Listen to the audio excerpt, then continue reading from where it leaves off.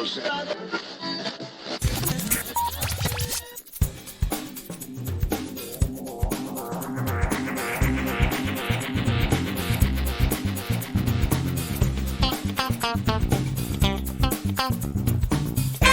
and welcome to episode 423 of Geektown Radio. I'm your host Dave, and I'm back this week with... To Infinity and Beyond! Matt, how are you doing? I'm good, David. How are you? I'm doing pretty well, actually. What have you been up to? It's a very eventful weekend, to say the least. A lot of things going on. Watched quite a lot of TV as well. I am going to go and play Forspoken, the DLC soon, but I had some TV to catch up with for various different reasons. What should I start with here? I'll go Welcome to Wrexham, a nice kind of fun thing to start off with. Yeah, it was good to have it back. They've had, 3 or so episodes so far. I'm completely caught up. It was interesting to see because I remembered that we played them in what's called pre-season games. We did like an American tour. Obviously, they seem to have done the same thing. What was disappointing about that is did this fun promo stuff with it, and it was like, hey, Wrexham are playing Man United, and I thought, oh, that's really cool. Like, I've got to know this Wrexham team through the documentary, love Man United and all that kind of thing, so it'd be interesting to see how that comes together. And I thought, oh, I hope we put out our not complete first 11, but at least a good amount of our first 11 team, and give them a game. It's just a friendly. It isn't like And that was probably like the most reserved team we had put out. And I remember thinking, oh, I thought we were gonna go for it a bit more and have a bit more sort of fun with it. I suppose it's Eric's fault, if anybody. He just picked the team, and he just picked this really light team to go with. But it was fun to see that anyway. What wasn't so fun about that is Bishop completely clattered into Paul Mullen, and he got like a really, really bad injury from it. And I remember that being very early in the game. I think that was in about the first 10 minutes, and I was looking forward to seeing like, hey, what's Mullen going to do against us? And it was a little bit of a disappointing outcome in of itself. Just the team that we put out, Mullen got injured early, and I don't even remember what the score was. I think they did beat us, but like I said, we put out a very, very relaxed sort of team. So that was a little bit unfortunate. Hopefully we can play them again. But it was interesting to see. I didn't know that they did actually play Chelsea as well in the same preseason. So that was good. Aside from that, again, with the show, they kind of show a local photographer in an episode, and then show all these other people, that not just the players or the managers or, those sorts of people, but like the people that go to the games, their story. And you very, very quickly get attached and connected to these people. They all have a connection in some way, shape or form to the club, but it really does just go to show, okay, aside from the owners who have been really, really nice to this club and all that sort of thing, there's all these different people that are either involved in the games or do or don't go to the games, but are involved in the community in some way, shape or form. And things are getting better because better owners have come in and they've like treated the club well. They're now doing much better. And it's just a really, really nice thing to watch. Yeah. Been very much enjoying that. How about you? Yeah, I've been very much enjoying it too. It was nice to see they went back to the women's team as well this week in the episode this week, which was nice because the women's team are excellent, and followed up with some of their players and how they're getting on their start, because they've got a really tough jump from basically amateur football to actually pro at this point, because they are actually both teams haven't they? Yeah, although at least on the men's side they were being paid purely as that job, whereas the women's side, who were incredible, weren't allowed to be paid in that league, whereas now they are, but they're only allowed to paid up to a certain point. The salaries are capped, which I sort of understand, because you don't want somebody to come in that has loads of money and buying like ridiculously expensive players. So I sort of get the reasoning behind it, but it's also kind of unfair as well. So you've now got this situation where you've got the women's team who are doing full or part-time jobs and also being footballers, and at least they're now getting paid for the football side, which they weren't before. But even so, that salary's capped to a certain point as well. So that disparity between the male and female football is, I think, problematic. But, it's nice to see how well they're doing. Things are getting better slowly, though, which is good. I mean, yesterday's the FA Cup final, Man United and Tottenham, there were 75,000 people in Wembley. So things are getting better in certain areas, which yeah, is there's certainly a lot good. more interest in women's football, which is great because there should be. The women's team have been fantastic. I mean, the women's England team is incredible. So I'm glad they're covering it as well as the men's team because, I mean, arguably the women's team has actually been doing a lot better than the men's team at Wrexham as well. But not that the men's team are doing badly this season particularly either, but they really have been quite phenomenal. So the Lionesses have been better than the men's certainly England team. in the national in national side, the Lionesses have been absolutely wiping the floor with the men's team. So. Yeah. All right, I'll get my surprise show out of the way. I don't think I've ever talked about something like this on any podcast before. You know, when you decide to just watch something a bit different, just because something about your brain tells you that the show will be interesting for some sort of different reason. Mm-hmm. I tried a reality show. Okay. There's various different reasons why I tried it. It's called I Kissed a Girl, and it's on BBC. There's also a show, it's probably the same, but with men as well. It's called I Kissed a Boy, but I didn't click on that or play anything of it. As some of you kind of know, I am interested in the general sort of subject of people that are different and dating as well. So that kind of goes well for this show because you've got different types of women that are going into this show and there's dating stuff kind of going on and things like that. So I did complete episode 1. See, in the trailer it was interesting because they showed kind of like half the really actual interesting parts that I'm there for, and they showed half of sort of them shouting at each other. Thankfully in the first episode nobody resorted to shouting at anybody, because what I don't want to have happen in the show is it to resort into Love Island or something and just have people moaning at each other, because we see enough of that from politicians. But in the way of the sort of bickering, dating, shouting at each other, it hasn't fallen into that yet. But so the actual concept for the show, the reason I found it different and interesting is, so they go to this villa kind of thing. It's hosted by Danny Minogue, by the way, who haven't seen for a bit. And the idea is, I think it was 10 women, 5 couples. That would make sense. Yeah, I think it's that. And they've been matched with each other, done behind the scenes, or is like a blind dating kind of thing. But the idea is each couple, one by one, walks up to this villa, and what they got to do is just walk straight up to each other, kiss each other, and then start talking after that. So they don't know what the other person's going to look like. They don't know their name. They don't know anything about them. Right. So kind of a bit different, a bit interesting. So they do that 5 times until you have all the couples in there, and then they sort of settle down and that kind of thing. Danny Minogue comes out, she gives an introduction, that sort of thing.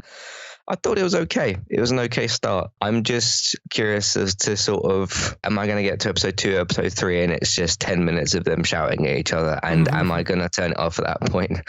Danny basically says to them that, okay, once you've all done your introductions and you're all familiar with each other, you're advised to kind of try with the couple you've been set up with, but you can go with whoever you want. Because if you start talking to somebody else and you get on with them better, you can go with them.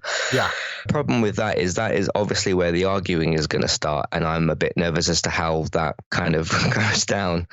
It had its like reality bits and pieces and moments that sort of, okay, this isn't quite so great. But I just thought the concept was a bit different and a bit interesting, because Big Brother used to be kind of more interesting and more of a hit and that sort of thing. And people used to enjoy that. This isn't kind of, you shove, what is it in Big Brother, like 20 people into a house, and they're there to just aimlessly get on with each other and then do tasks and things like that. But then that delves into arguing even quicker, because you're not assigned to sort of, you've got to try and get on with this person. That really is then just a free for all, and that makes it so much worse. So if it does delve into the sort of shouty, Love Island-y, terrible sort of thing, I probably will just drop it, but that's up to the show to figure out how to be better than that, I suppose. I'm not in a sort of major rush to get to episode 2 because I do still have other things to watch, but it's just something different that I wanted to try. What do you think? Obviously, I'm aware of the show. I've never seen Love Island. I don't watch any reality TV at all. I'm happy that the BBC have done this because it's good for representation. It's a dating show. They did I Kissed a Boy. That went down very well. And it is a dating show, so it's not quite as bad as something like Big Brother, which is really there just to make celebrities out of people and have them do stupid games and shout at each other. You know, at least there is a dating aspect to this. And there's at least some sort of direction. There does seem to be a little bit more genuine, maybe even than something like Love Island. It's not something I'm ever going to watch, but it's good for representation to have things like that out there. Yeah, it just struck me as a little bit different and interesting in certain ways, so I tried it out because of that. All right, let's go on to, we have 2 animated shows. Caught up with X-Men 97 yesterday. Incredible show so far. And granted, it's had its, I wouldn't say worst moments. It's had its quieter moments where it's done like different things in episodes. But when it gets to its main bit and when it hits its high notes, it's absolutely incredible. I've been kind of almost more interested in, especially from Magneto's side, so it's been like a focus of Magneto's side, not just the general A-B plot of what are the X-Men doing, but the whole discussion and topic of like extinction and how that's being handled. Because you got Professor X who's had one idea, Magneto's had the other idea. Both ideas have got their pros and cons and reasons for existing, but that's when obviously they clash and things like that. There's been a lot of interesting things going on with the characters. But even if you go from Magneto's speech in episode 2, which he is bang on right about, in terms of, we just want to kind of exist among you, you won't let us, but your idea is extermination, which will lead to extinction, and we can't accept that. And you're not willing to budge, so what do you expect us to do about that? That's kind of the gist of it, which can absolutely be translated to how, I'll just say, different types of people in the real world are being threatened for different reasons. Some people are different to you and they just want to exist in the world. They're not there to hurt you. Just like with these mutants, they're not there to hurt anybody, and bad things happen in this world and the mutants are there to save people. They're not going to save everybody, but it's this kind of idea that, oh, mutants, they're scary, they're different, they're weird, we should exterminate them. And Magneto's point of, no, we're not a threat to you and you're just refusing to reckon it, because he's the one who's got the more kind of not violent approach, but Professor X has got the more kind of, we want to talk to you and negotiate to you, whereas Magneto kind of comes out with, okay, well, if you're not going to negotiate with us and you want to fight back with us, eventually we will have to get to a point where we do have to fight back against you. We don't want to, but again, if you got the threat of extermination, what do you expect us to do? Just sit there and kind of take it? And there's a lot of different kind of themes and all sorts of things that go into that. So I've actually been kind of more interested in that angle of things than anything else. I obviously had was it Genova incident? That was really big and quite incredible. You've had some fights that have broken out between the X-Men. Those have been really intense and things like that. So I've absolutely loved it so far. How about you? Yeah, I've been enjoying it. I'm a little bit behind just because I've had other things to catch up on. So it's one of those things that I do get back to every so often. Which episode are you up to? Do you know? Probably about 4, I think. Okay. So I am quite a way back right now, but still incredibly enjoyable. Yeah. See, I was always aware of like the themes of X-Men, and I don't quite remember all the films that well. Some of them are like 20 years old, and I haven't seen them for a while. But this is delving into that specific subject matter better than probably any X-Men material has, or at least the X-Men material that I've seen. So I've really, really enjoyed that. And then I finished season 2 of Invincible, and I watched the Atom Eve prequel episode thing that they put out. I actually watched that after the season because I thought I could sort of save it, and you can basically watch that at any point. Really, really enjoyed that a lot as well. I think from about episode, how many did it have? Was it 8, 9 episodes, something like that? I think from about episode 4, 5, once you get to the Omni-Man story, things just go from gear sort of 2 to 5, and then just the rest of the season is just really, really incredible from there. Really, really enjoyed a lot of what they did, particularly with Omni-Man, because they don't attempt to give him like a redemption arc, but he does sort of try and have a different view of what he's done, and no one does really kind of forgive him, but he's almost like too useful for certain things. So there's like, I don't want to get into spoilers, but there's other things that kind of go on with that. I thought what went on with that, that guy I was talking about before who had the augmentations done to him, Yes. I thought the story that happened to him was really interesting. My only kind of small problem with the season, and I don't know how else you would have really done it, is I didn't like the treatment of the mum character. Right, yeah. I understood why they did what they did. It's just she kind of goes through a season of misery.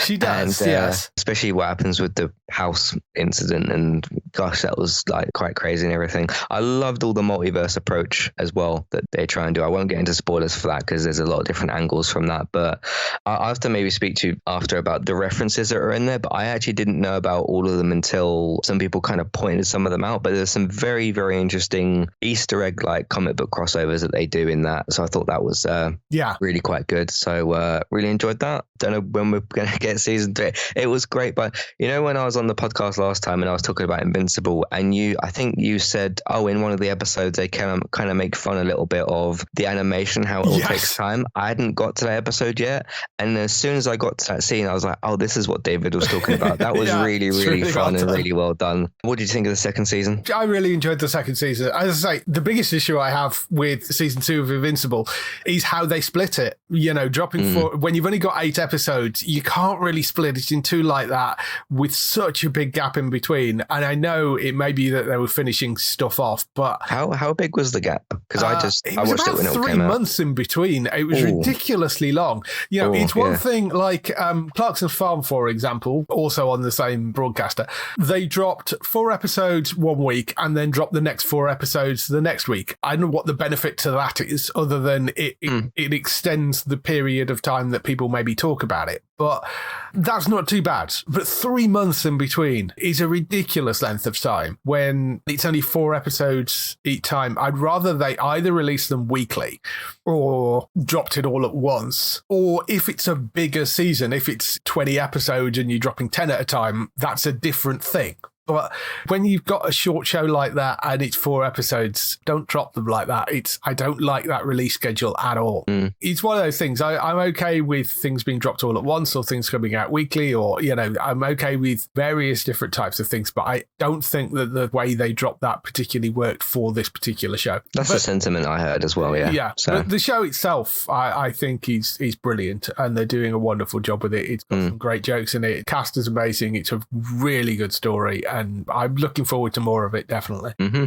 All right, so what have you been up to? I suppose the big show this week is Doctor Who, which returned for season 1, as they're calling it, given it's the one with the new Disney money attached to it. And of course, we shoot in as the Doctor with Millie. We have, of course, seen them once already in the Christmas episode, but this is their first full season together. It's an interesting start. Have you watched these yet? I have seen the first one. I haven't seen the second one yet. I think the second one is probably slightly stronger than the first one, but the 2 opening episodes were called Space Babies and The Devil's Cord. Both stories are kind of silly, but they do lay an awful lot of groundwork for things to come. I mean, Space Babies kind of does what it says on the tin. There's a lot of exposition in the opening of that episode. It very much reminds me of when Russell took over the first time. And if you go and watch those first season Christopher Eccleston episodes, tonally it is quite similar in that it feels like it is aiming at a slightly younger audience to a certain extent. And as he got further into it, it got progressively darker and darker. So it does very much feel like a kind of reset. And he's also, I think, explaining for the Disney Plus viewers around the world that haven't watched maybe Doctor Who before and are jumping in here, the background of the Doctor, little bits of what's happened, the fact that he's an orphan and he has 2 hearts and what the TARDIS is. And yeah, there's a lot of that going on in the first episode. But the Space Baby story itself is, you know, they land on a space station and it is a baby farm which has been abandoned, and the babies have kind of grown intelligent but not grown up, so they're still babies. So the space babies are running this baby farm. It's a very, very silly idea. It's kind of enjoyable and it is fun, but it's a little bit out there, and I can understand that there may be a reaction of what the heck is this from some people, but I quite enjoyed that episode. It is fairly silly. The Devil's Cord, which is the one that introduced Jinx Monsoon as Maestro, who is a villain that weaponizes music, essentially. It's the one that you may have seen trailered around that's got the Beatles in it, that episode, as you would expect, given that it's about music.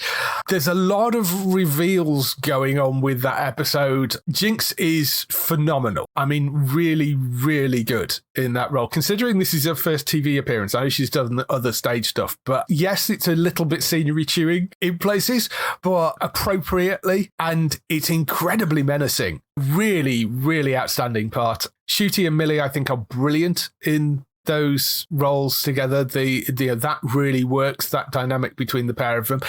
And the one thing that Russell is brilliant at is seeding things for further down the line. I mean, there are so many questions, regardless of what you think of the overall plotting of those 2 episodes, the amount of things that it throws up. There is something wrong with Ruby, but we don't know what it is. We still don't know who Ruby's parents are. There is a point in one of the episodes where Doctor talks about Susan, his granddaughter, and that sort of family stuff, whether that's a sign of something. The One Who Waits, which was mentioned in the Christmas episode, that comes up again.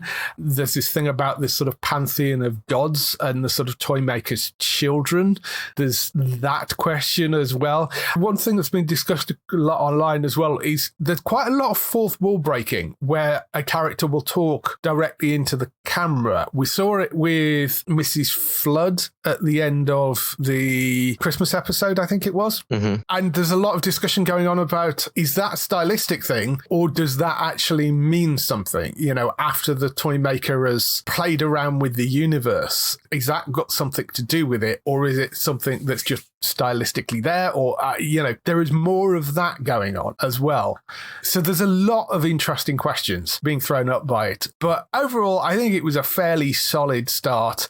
Yes, the stories are a bit silly, but they are immense amounts of fun, so I rather enjoyed it, and I certainly want to see a lot more of Shooty and Millie, because I think that relationship is really quite good. I liked it a lot. Yeah, the Space Babies thing was a bit strange, but you kind of got used to it as it was going through. I thought the performances were really good, which to me is kind of the most important part, which is like how Ruby is as a character and how obviously Shooty is as the Doctor. But I thought they were really, really good again together. I thought the episode was kind of interesting itself. It was interesting to hear about some other seeds that have been planted, because he has been doing that. I'm looking forward to seeing when those things come back. But no, I quite enjoyed the first episode. I did enjoy the Christmas episode a bit more, but I'm looking forward to watching the second one. So once they get into like Ruby's story a bit more and some of the things you're talking about there. Yeah, definitely. The release schedule, there's a lot of things going around about, the linear ratings were some of the worst ever. Well, yes, they're going to be. That doesn't include the iPlayer ratings because it was released at midnight on iPlayer. So I think once you factor in the iPlayer ratings, that's going to change dramatically, because the linear ratings were low, but that was very much expected because the adults are going to go on at midnight to watch it on iPlayer. Right, the kids are going to watch it. Yeah, so I'd be interested to see once they've got the sort of first week of iPlayer ratings, then we can talk about ratings for it. And I mean, it's going out worldwide as well, so there is the worldwide ratings. It'd be interesting to see what they are, if we can get some of that off Disney Plus. I think it's off to a solid start. Russell, amazing showrunner. The writing's very weird on those first couple of episodes, but it'll settle. Cast has been great. I really want to see more of it, and as I say, it throws up an awful lot of interesting questions, so I think we're in for a very intriguing season of that this year. The other thing I caught up with, Clarkson's Farm, as I mentioned a little bit earlier, they dropped the second 4 episodes of that, which are thankfully nowhere near as heavy as the first 4 episodes, because there were some really tough bits in those first 4 episodes. Clarkson brought pigs onto the farm, and despite them doing everything well, there are bits of that that makes it quite difficult to watch in those first 4 episodes. Second 4, though, far lighter, again shows how difficult farming is. And I know people, as I said before, have very mixed opinions on Jeremy Clarkson, but the show itself, I think, works incredibly well. It is coming back for more, not unsurprisingly, given that it's the second most watched show of 2024 of all major streaming services in the UK. It's only been beaten by Netflix's Fool Me Once. So it is a hugely, hugely popular show. One other thing I caught the first episode of was Dark Matter on Apple TV. Have you gone to watch this yet? Because it's another sci-fi thing. No, I kept hearing about it, but I couldn't remember when it was like coming out on that, but I will go and try and check that one out. Yeah. It is an adaptation of the New York bestseller by Blake Crouch. It's described as a sort of story about the road not taken. It follows a character called Jason, played by Joel Edgerton, who is a physicist, professor and family man who one night while walking home on the streets of Chicago is abducted into an alternate version of his life. Basically abducted, wakes up and finds that everything in the reality is different. Jennifer Connelly plays his wife, in this as well. So it then becomes about him sort of trying to work out where he is, how he got there, what's actually happened, and how does he get back to his wife.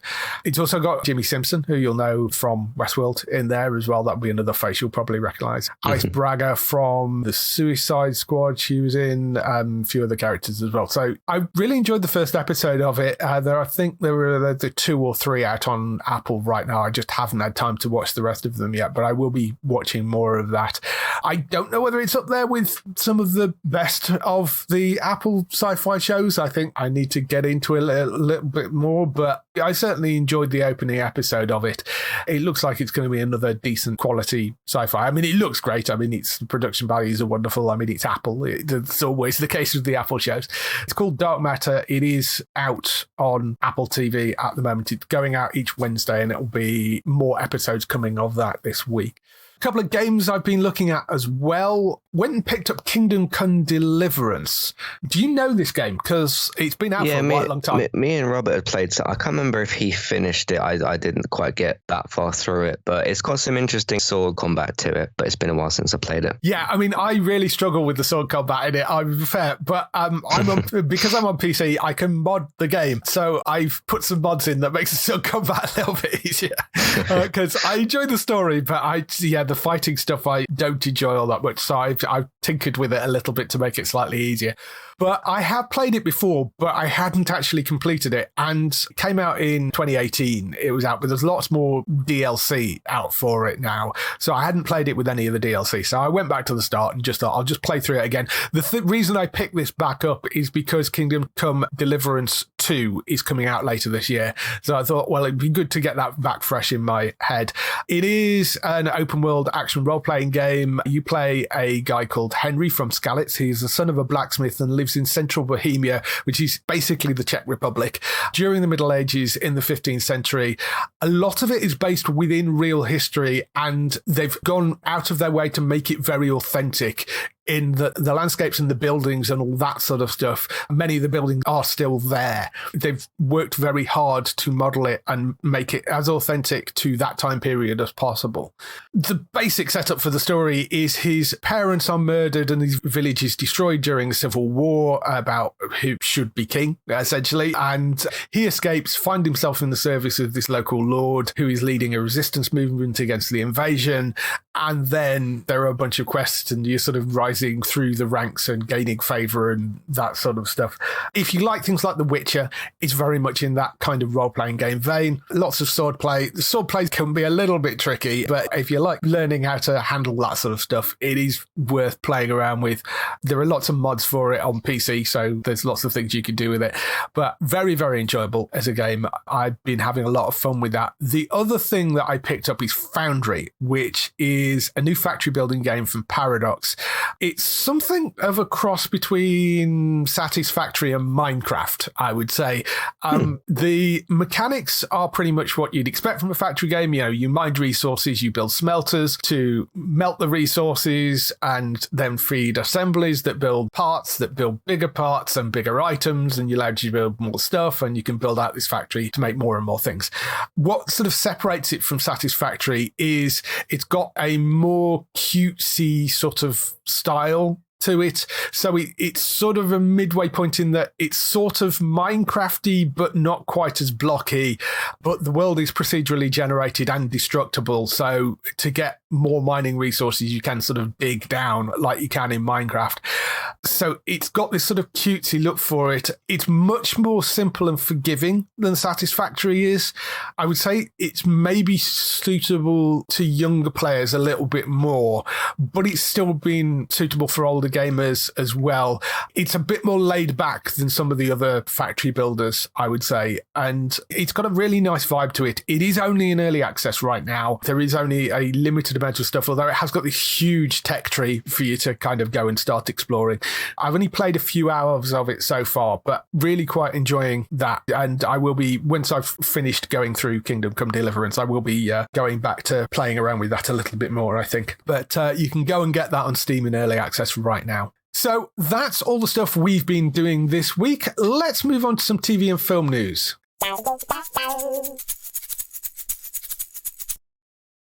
So we kick off the TV and film news with the renewals, cancellations and pickups. And of course, it was the Bloodbath deadline day on Friday. A few things have snuck out after that, but we are into Upfronts week. So there should be quite a lot of posts going up this week of new shows and trailers and bits and pieces and schedules and that sort of things. So keep an eye on the website this week because there's probably going to be quite a bit of news kicking around. We did have a few final bits of cancellations from the main networks and from other places as well. So cancellations, we've got Constellation cancelled by Apple after one season, which is a very, very rare thing that Apple cancels a show after one season. I enjoyed the first season of that, but I can also understand why they cancelled it. I don't know whether you ever got round to watching that one. I didn't. No. I can't remember why, but it just sort of came and went for me. Yeah, I don't think it found anywhere near as much traction as it probably needed. It was enjoyable enough, but it was quite slow going. And I can sort of understand why Apple decided they weren't going to bring it back for more.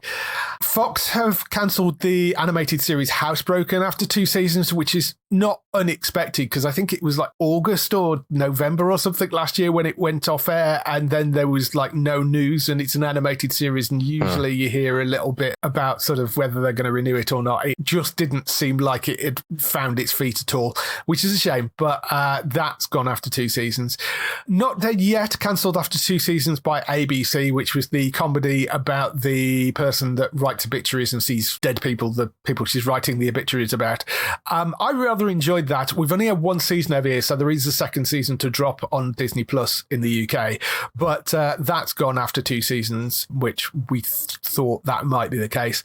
And Extended Family, which was a comedy with Donald Faison and the guy that played Lex Luthor on Supergirl. Oh, right. Yeah, I can't remember his name. I can't think of his name either. Off the top of my head. He was in 2.5 Men as well, yeah, wasn't it was he? in 2.5 Men. It was them, and that's been cancelled after 1 season by NBC. Wasn't getting the numbers, unfortunately. And in the UK, Survivor UK, which I think Joel Dommett is the presenter for Survivor UK, it's not returning for a second season this year, but might also not be completely dead. There is a possibility they may film a new season in 2025, having switched some things around and revamped it to try and make it work. But it sounds like it didn't land the way they wanted it to, so they've abandoned the plans to go straight into another season, but it may turn back up again later. Over on the renewal side of things, Connors renewed by ABC for a short, and I read short, 7th and final season. It's only going to be 6 episodes down from, I don't know what it was, 12 or something previously. So it is a lot shorter. They've come to an agreement to finish off. We knew that it was going to be the final season pretty much going into it. It was just a case of whether they were going to be able to order a final season or whether they were going to stick a tag on the end of the 6th season because they had filmed something just in case they couldn't come to an agreement with the cast. But they have agreed 6-episode final season, so that will be ending, rounding off the Roseanne universe again, I guess. ABC has also renewed American Idol and The Bachelor for their millionth season, whatever that is.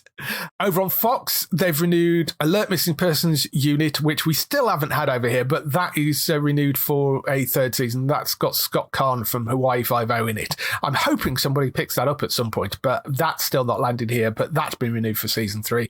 And The Cleaning Lady has been renewed for season 4 by Fox. They're changing showrunners, I think, but that's fine. It is coming back, and that's going to be another 12 episodes because they've been 12-episode runs.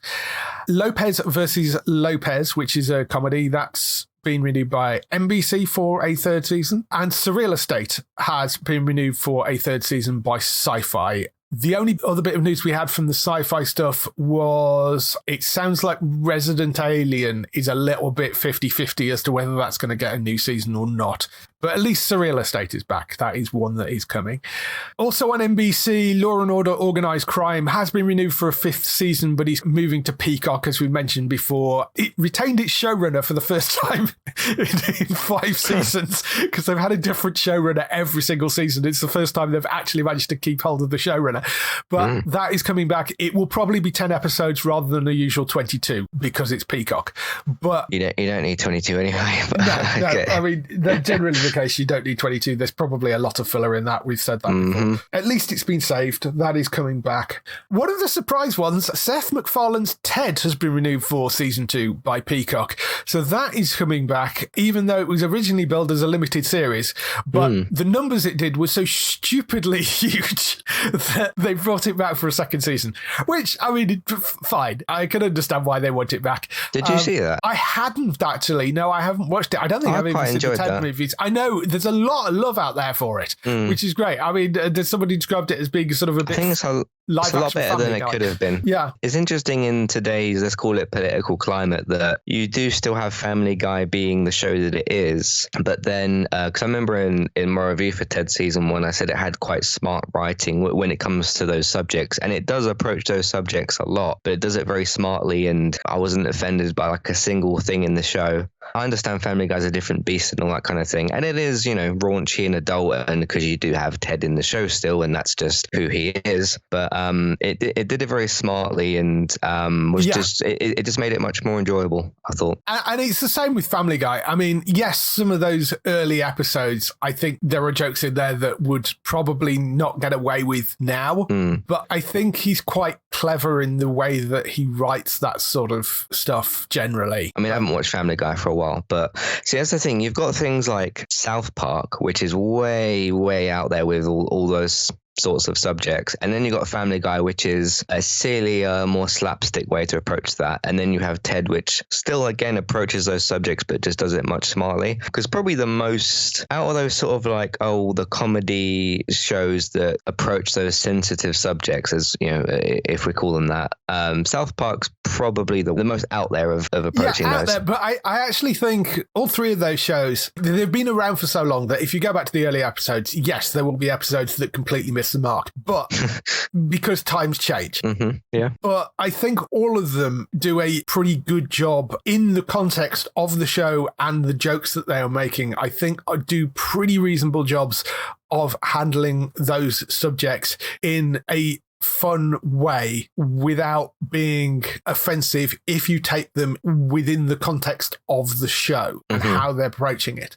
I mean, there are always things that people are going to get offended by, but I think there is definite context to some of those things when they're done with things like Ted or with South Park.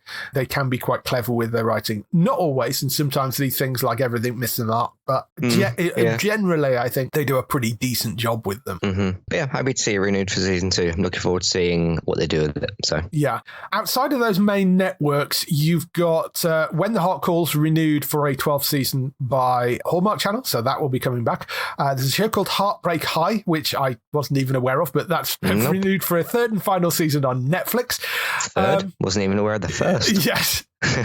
The Chi, I'm not sure which way you pronounce that, but that's renewed for a 7th season by Paramount Plus with Showtime, because it's a Showtime series, but it's part of Paramount Plus in the US now and that whole thing. Also Paramount Plus Lioness, which was called Special Ops Lioness, but is now just called Lioness. That's been renewed for a 2nd season. That's one of the Taylor Sheridan series. Really enjoyed season 1 of that. It was really good. It's funny when I see this title floating around in different TV places, and I'm like, is there a show about the England women's team? Yeah, I know. I know it's not the exact same name, but it's very similar. Yeah. I'm like, oh, what's that? Oh no, it's this military show. Okay, nothing to do with any of that. Yeah, so, worth watching though. It was called, it was called something else, wasn't it? Yeah, it's Special Ops Lioness. It was called, but they've just removed the Special Ops bit, and it's just called Lioness now.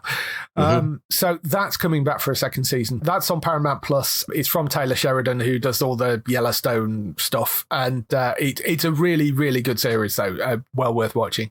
And the BBC have renewed 2 comedies, Juice and Such Brave Girls, both of which I think picked up BAFTAs either for the actors or the show itself yesterday.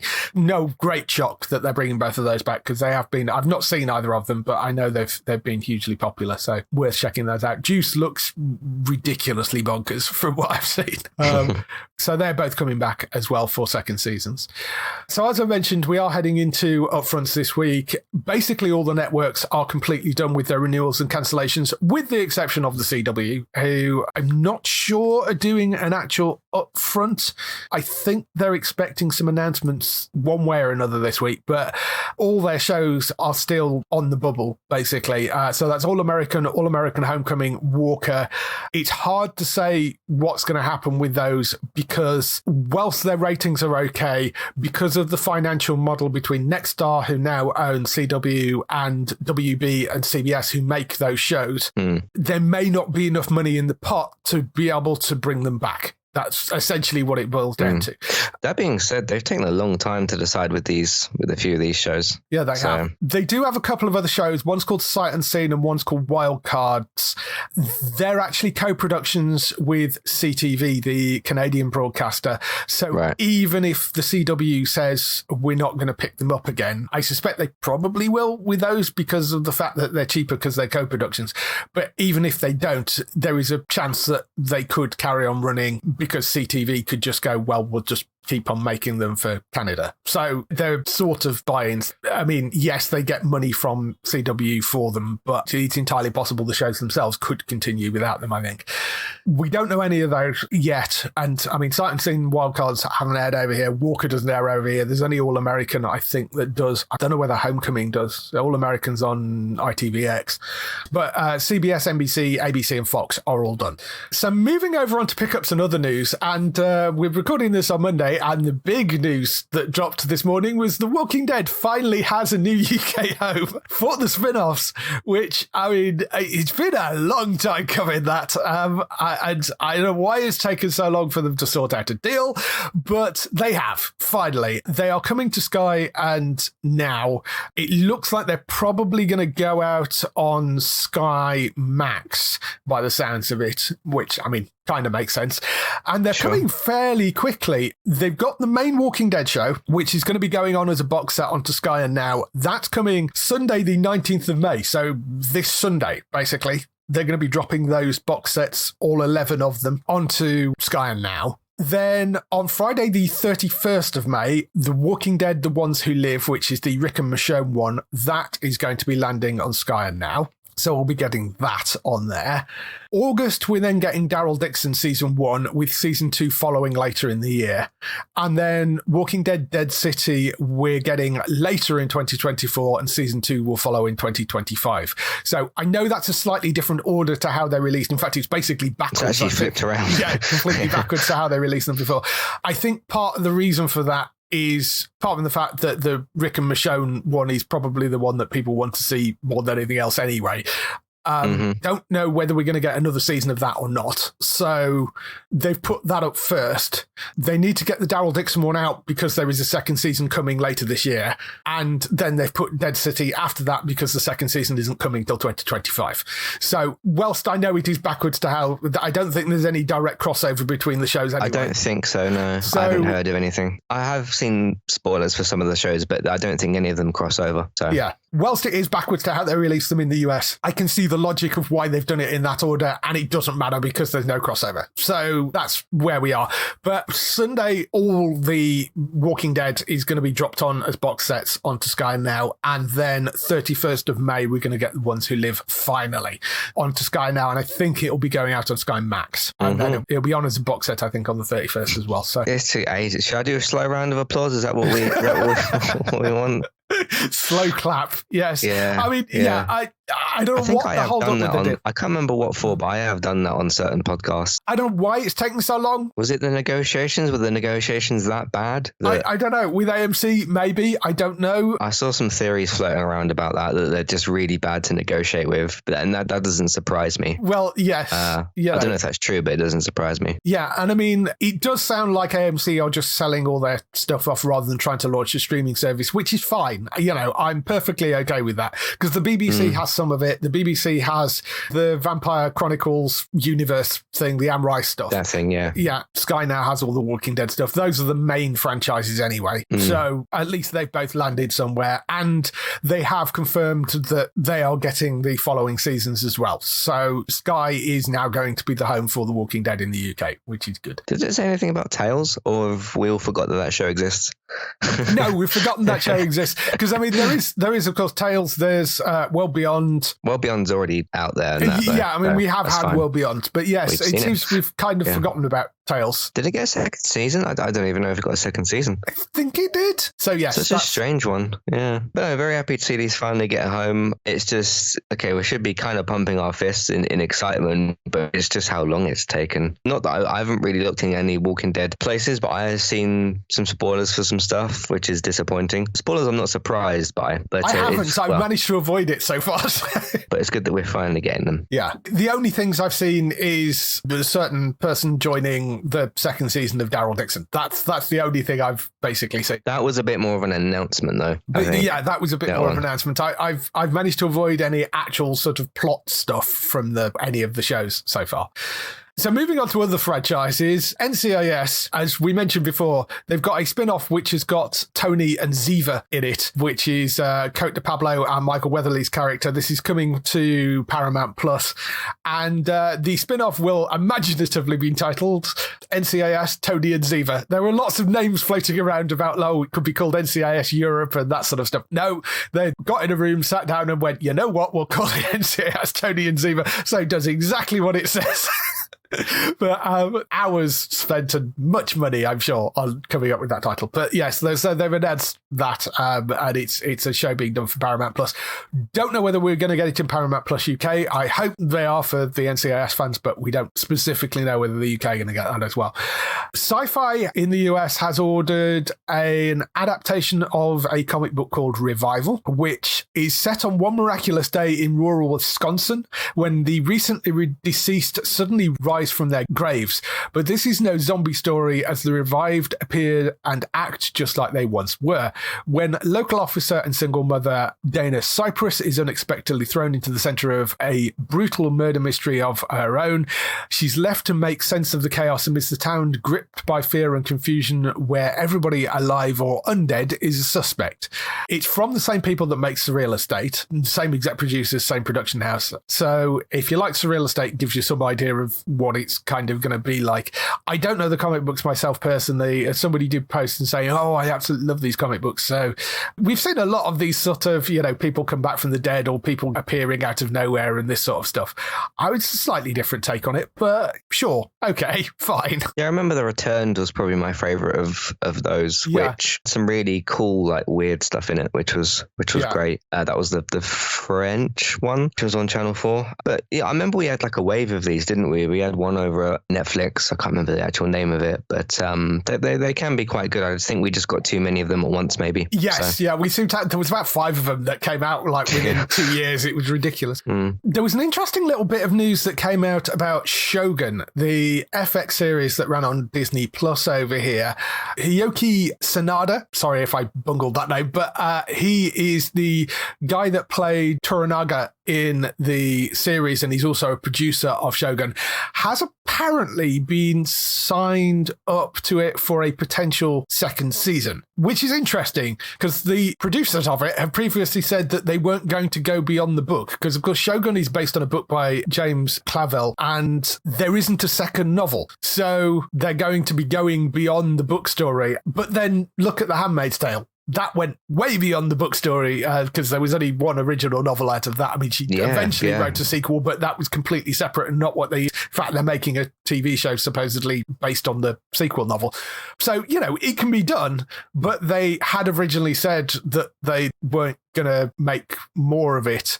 But it has been a massive critical and commercial hit for FX. So you can sort of understand. And it was a great, great show. I mean, it was Game of Thrones season 1 level good, So I entirely understand. So he has signed a deal to return for season 2. That doesn't necessarily mean that they are going to make season 2, but it means that the key piece, which is him, is in place if they manage to make it and go forward with it, which is good news. news. Cool. Yeah. I haven't managed to see the first season yet. I will do once I'm well with all the stuff and that. But yeah, it landed really, really, really well. A lot of people really enjoyed it. Yeah, it's good to see that they got the important piece in that if they do a second season. Yes. As I say, doesn't mean that they are going to be. The reason this has sort of come out it's like a placeholder thing, isn't it? Yeah, it's basically they need to be able to make sure that they can get the cast in place, and he's a very key member of that. Mm-hmm. So he has signed a deal to come back should they move forward with it. Part of this is because they're coming up to submit stuff for Emmys, and there was discussion about, is it going to go in the drama category or is it going to go in the limited series category? Because one category can be a bit tougher than the other. And obviously it goes, if they're a continuing drama, it will go in the drama category. If it's a limited series, it will go in the limited series category. So there was some discussion about that, and that's where this has sort of come out from. We'll see if they do officially order a second season, but at least they've got him in place for it. There was a couple of bits and pieces that dropped off new upcoming shows, one of them being from Netflix. It's the animated series Exploding Kittens, which I don't know whether you saw the trailer for this. It's as wonderfully bonkers as you would hope it would be, because Exploding Kittens is a sort of board game-ish. It's like you roll kittens like a dice, I seem to remember. It's a weird little game. But it features Lucifer's Tom Ellis as the voice of, in quotes, God in this. And the basic setup for it is, after a meeting in heaven, there's a general consensus that Earth sucks and God hasn't been doing his job. So God gets fired and sent back to Earth to reconnect with humanity. The catch is he's trapped in the body of a chubby house-cat. As part of Godcat's rehabilitation, he moves in with a dysfunctional family and tries to solve their problems, but ends up spending a lot of time chasing laser pointers. And to top it off, Godcat's next-door neighbour, who is also a cat, turns out to be none other than his nemesis, the Antichrist. The result is the ultimate fight between good versus evil, except Godcat is distracted by a pigeon he saw in the yard, and Devil Cat, voiced by Sasha Zamada from Woke and Home Economics, is busy napping on somebody else's laptop.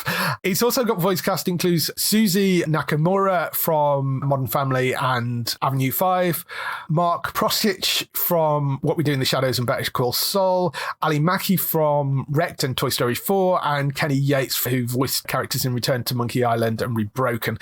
This is a really good cast. It comes from Shane Karozowski, who worked on You're the Worst, The Muppets, and Archer, and Matthew Inman, who is the founder of the card game and also the creator of the brilliant Oatmeal comics, which are a webcomic. If you've not seen those, they're worth going to check out. Premieres in July 2024. It looks ridiculous, but brilliant. And it's called Exploding Kittens. If you're a Tom Ellis fan, I mean, it's Tom Ellis as the voice of God. But I'm really, really looking forward to that coming out. I was slightly raising my eyebrows when they originally announced this a while back, but I really like the look of this. Yeah, that does sound like a lot of fun. I knew zero information before you started talking about that, so I just learned quite a lot. But it sounds silly, it sounds fun, and you've got some really great voice cast in there, and you can't really go wrong with Tom Ellis. So no, definitely worth checking out.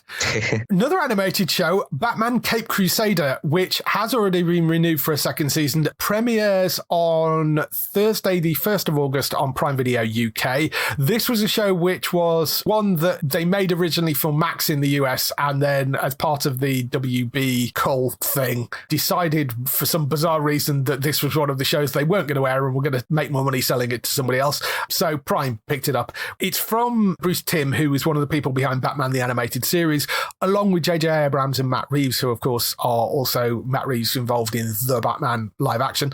There's no voice cast announced for it yet, which is interesting. So that will be probably the next big reveal. Of course, Kevin Conroy, sadly now passed away, and Mark Hamill were the voices of Batman and Joker in the original animated series. It's going to be very interesting to see who they get to voice Batman, because there's going to be comparisons to Kevin Conroy, and I mean, he was phenomenal in that role. Sadly no longer with us. The only thing they have revealed is who is involved in the show in terms of characters on screen. So Batman Bruce Wayne, obviously, Selena Kyle Catwoman, Harley Quinn in there, Jim Gordon, and Clayface was the other character that they highlighted as well. So those are the characters that they've listed as being in it so far. I'm sure there will be others, but as I say, don't know voice cast at the moment. But 1st of August for Batman Caped Crusader, the animated series, coming to Prime Video UK and Prime Video around the world as well. So that will be one to look out for. Yeah, seems great. I think we're about to get a resurgence of like 90s cartoons returning. There's been some rumors as well. Yeah. There's been some rumors as well about the Spider-Man show coming back. Obviously, we've just had X-Men, so I mean that sounds like a very good thing to me. Batman joining the list, obviously had the classic 90s cartoon there. There's going to be big shoes to fill for both Kevin and Mark, obviously particularly for Kevin, but obviously Mark is incredible as well. So yeah, good luck to whoever does do those two roles. But I'm looking forward to this. It should be quite good, hopefully. Me too, yes. There was one little bit of news as well about Snowpiercer, the 4th and missing final season that was filmed ages ago and then shelved, again, thanks to Warner Brothers Discovery. 4th season was originally ordered by TNT, who were the US network that aired it back in 2021. Then Warner Brothers merged with Discovery in April 2022, and they halted all original scripted content development on TNT, so announced that season 4 would be the last. Then in January 2023, announced that the now completed show would not air on TNT at all and would be shopped around for other networks. It was another one of those things of we can make more money selling this somewhere else. Then jump forward to March 2024 and AMC had picked it up, but they said they weren't going to air it until early 2025 because they wanted to be able to air the first 3 seasons throughout 2024 first, which makes a certain amount of sense. Fair enough, yeah. However, they now seem to have changed tack on that and have said that seasons 1 and 2 are going to AMC Plus on June 1st in the US. Season 3 then is going to land on June 8th. And that allows them to move up the air date of the 4th season. So they're going to be airing season 4, July 21st on AMC and AMC Plus in the USA. For those of us not in America, the show is aired on Netflix, certainly in the UK. We don't know whether this has affected that deal at all, but they did always used to air it the day after it aired in the US. Whether that will still happen, we don't know. So basically, everybody cross your fingers if you're a Snowpiercer's fan that we get it in July. We may not. They've not confirmed anything either way at the moment. We'll have to wait and see. But it means that if it is going to be airing in the US, hopefully that means it will come to Netflix fairly quickly after that. But we'll have to wait and see. Well, we just talked about AMC's negotiation skills. Yes. So hopefully the Netflix deals just stayed there, because then everybody can be happy and just watch the show. Hopefully you all don't have to wait a year. So yes. We'll see what happens, I suppose. That's all the news we've got for this week. Just some highlights for next week on TV next.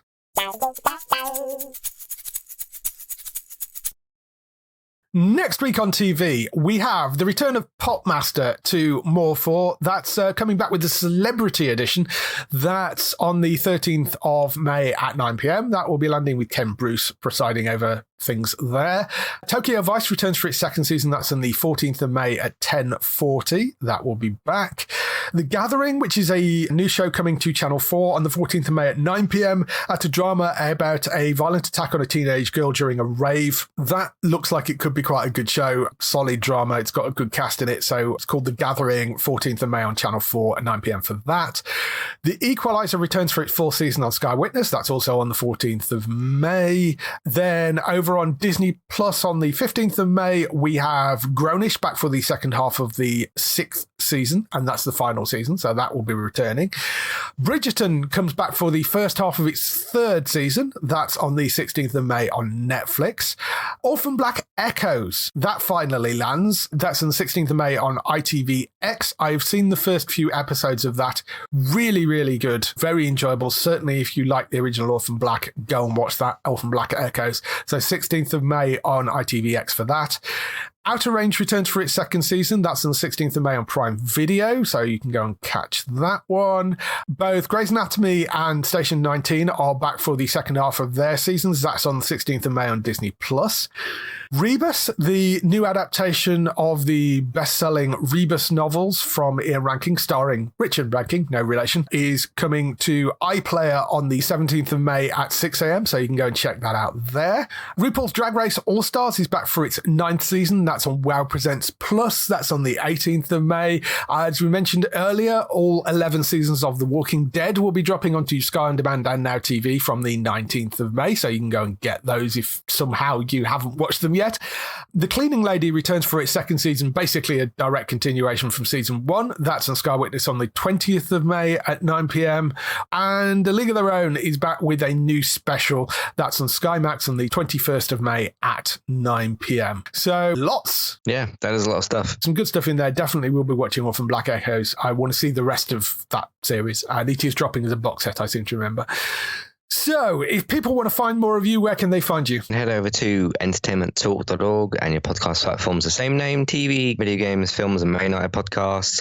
Congratulations to the Man United women. They won the FA Cup final against Tottenham quite comfortably, actually. It was 4-0, so another trophy for there. And as I said, whether it's the young team, the senior team, the men or the women, as long as they're wearing a Man United shirt and lifting a trophy, that's good to see. I reviewed If, which, speaking of like Ryan Reynolds and John Krasinski and a whole bunch of other talented people, it's called Imaginary Friend. I went and saw that and enjoyed that quite a lot. So that was a film review there. Gaming Talk, we had some big news this week. There was some Xbox Studio closures, some of which were baffling and confusing, and others which made a little bit more sense. So there's that one. United Cast, obviously still ongoing for everything. And yeah, other podcasts for other stuff. You can follow me on Twitch, eTalks UK. You can also follow me on, well, all the different social media platforms, basically either Entertainment Talk or eTalk UK. One of those names in one of those places. And Entertainment Talk plays on YouTube. I'm trying to think if there's anything else. I think that's it at the moment. Yeah, but that's me. Cool. So go and check Matt out on entertainmenttalk.org for lots and lots more podcasts. And Daryl, you can go and find on HollywoodNorthNews.net for all those TV series you love, which are shot in Canada. As we mentioned last week, Gray's off because he's going to be buried in exam marking until sort of the end of the school year. We will be having some guest co-hosts coming up over the next couple of months. So keep an eye out for those. Some of them may become regulars, some of them may be one-offs. I don't know at the moment. We'll have to wait and see, but we are going to have some guest co-hosts coming up. So keep an eye out for that. For us, though, in the meantime, as I say, the Upfronts this week, so there's probably going to be quite a bit of news around. Go to the website at geektown.co.uk throughout the week and see all the latest air date information. If you want to get in touch with your questions or comments, email us on podcast@geektown.co.uk. Leave a message on the website post. Find us at Geektown on Twitter, on Facebook at facebook.com/Geektown, on YouTube at youtube.com/Geektown, on Blue Sky at Geektown, on Instagram at Geektown UK, TikTok at Geektown UK, and Threads at Geektown UK. That is everything. We shall see you next week. Bye-bye. Bye.